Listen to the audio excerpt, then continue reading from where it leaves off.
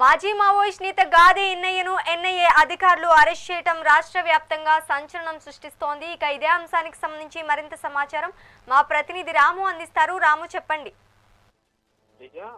మాజీ మావోయిస్ట్ నేత ప్రముఖ తెలంగాణ ఉద్యమకారుడైన గాదే ఎన్నయ్యను ఈరోజు ఎన్ఐఏ పోలీసులు అరెస్ట్ చేశారు. గత కొద్ది రోజులుగా కూడా మావోయిస్టులకు అనుకూలంగా ఇంటర్వ్యూలు ఇస్తున్నారు. మావోయిస్టులకు సానుభూతి పరుడుగా మారాడనే ఉద్దేశంతో గాదే ఎన్నయ్యను వాళ్ళ పోలీసులు అదుపులోకి తీసుకున్న పరిస్థితి. జఫర్గఢ్లోని గాదే ఎన్నయ్య నిర్వహిస్తున్న మా ఇల్లు అనే ఆశ్రమం చుట్టూ వాళ్ళ మావోయిస్ట్ పోలీసులు కూడా చుట్టుముట్టి వాళ్ళ అంశాలపై కూడా వాళ్ళు ప్రశ్నలు లేవనెత్తున్న జరుగుతుంది. అలాగే కూడా గతంలో కూడా మావోయిస్టులకు అనుకూలంగా ఇంటర్వ్యూలు ఇచ్చారు. హిగ్మా ఎన్కౌంటర్ తర్వాత కూడా ఇదే వ్యవహారంగా వ్యవహరించిన నేపథ్యంలో కూడా ఈ రోజు మొత్తానికైతే ఎన్ఐఏ పోలీసులు పక్కా సమాచారంతో ఈ జఫర్గఢ్లోని మా ఇల్లు అనే ఆశ్రమం చుట్టుముట్టి ఇప్పుడు గాదే ఎన్నయ్యను అదుపులోకి తీసుకున్నారు.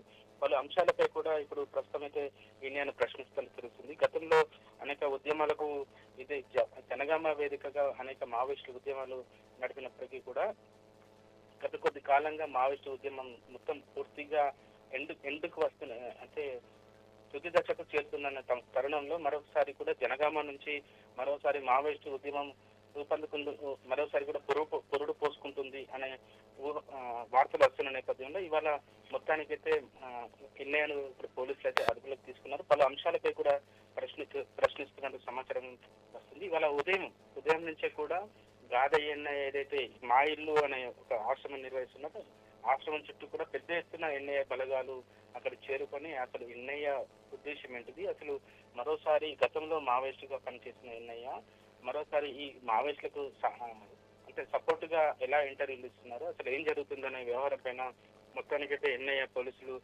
కూపిలాగుతున్నట్టు తెలుస్తుంది. దాంతోపాటు అసలు ఇదంతా ఈ పరిణామాలు ఏ విధంగా చోటు చేసుకున్నాయనే విషయం పైన కూడా ఇప్పుడు పోలీసులు ప్రశ్న తెలుస్తుంది. దాంతోపాటు ఇటీవల హిడ్మా కుటుంబాన్ని కూడా ఎన్నయ్య కలిసినట్టు తెలుస్తుంది. అసలు హిడ్మా కుటుంబాన్ని ఎందుకు కలిశారనే విషయంపై కూడా ఇప్పుడు పోలీసులు అయితే పూర్తి స్థాయిలో ఆరా తీస్తున్నారు. ఏదైతే కేంద్ర ప్రభుత్వం అత్యంత ప్రతిష్టాత్మకంగా తీసుకొని మార్చి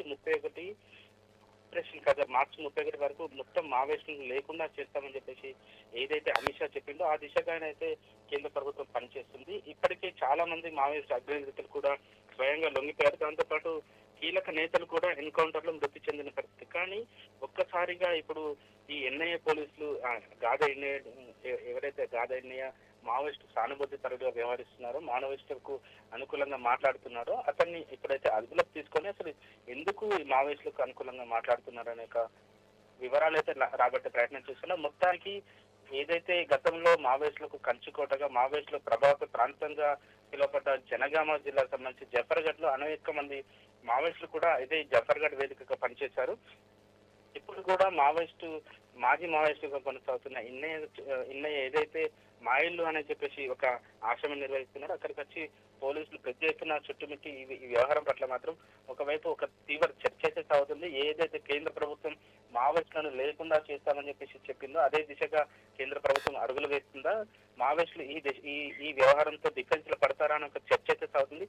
ఓవరాల్ కూడా గాదే ఎన్నయ్య అరెస్టు మాత్రం ప్రస్తుతానికి కొంతమంది లెఫ్టిస్టులు అయితే దీన్ని తీవ్రంగా ఖండిస్తున్నారు. మావోయిస్టులు ఎన్నయ్య ఏ తప్పు చేశారు, గతంలో ప్రజల కోసం పోరాటం చేశారు, దాని తర్వాత తెలంగాణ ఉద్యమంలో పాల్గొన్నారు. కానీ ఈ విధంగా కేంద్ర ప్రభుత్వం ప్రతి ఒక్కరిని కూడా ప్రశ్నించే వారిని అరెస్ట్ చేసే విధంగా వ్యవహరించడం సరికాదనే విధంగా కూడా కొంతమంది ఇప్పుడు బయటకు వచ్చి మాట్లాడుతున్న పరిస్థితి. ఓవరాల్ గా చూస్తే మాత్రం ఇవాళ జనగామ జిల్లాలో జరిగిన ఈ ఘటన మాత్రం మరొకసారి కూడా ఒకవైపు గాదే ఎన్నయ్యతో పాటు ఎవరైతే మావోయిస్టులు ఉన్నారో వాళ్ళకు పెద్ద ఎదురుదెబ్బ అని చెప్పొచ్చు శ్రీజ.